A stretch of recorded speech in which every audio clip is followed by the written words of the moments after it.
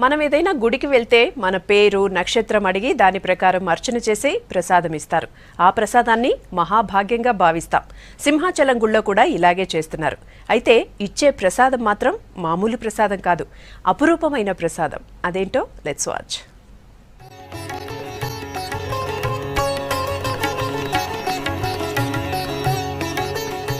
తిరుపతి లడ్డు ఎంత ఫేమస్సో ఆ తర్వాత సింహాచలం అప్పన్న ప్రసాదం కూడా అంతే ఫేమస్.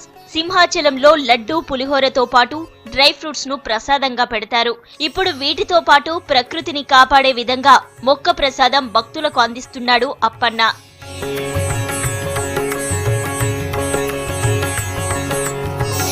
మనందరికీ కామన్ పాయింట్ అయిన దేవుణ్ణి ఈ పర్యావరణానికి ప్రతినిధిని చేసింది సింహాచలం దేవస్థానం.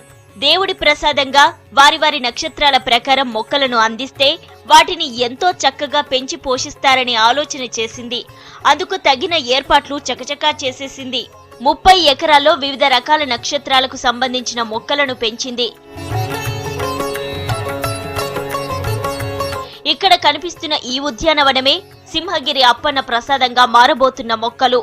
భరణి నక్షత్ర భక్తుల కోసం ఉసిరి, రోహిణి నక్షత్రం కోసం నేరేడు, పునర్వసు కోసం వెదురు, పుష్యమి కోసం రావి, ఉత్తర నక్షత్రం కోసం జువ్వి, ఉత్తరాభాద్ర కోసం వేప, ఇలా మనకున్న మొత్తం 27 నక్షత్రాలకు సంబంధించిన మొక్కలను నర్సరీలలో పెంచుతున్నారు. వీటిని ప్రతిరోజు భక్తుల కోసం ప్రసాదంగా పంచుతున్నారు.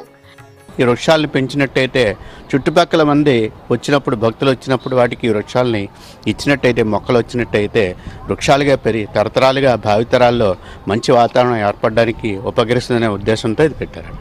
27 నక్షత్రాలకి 27 వృక్షాలు ఆపాదించబడ్డాయండి.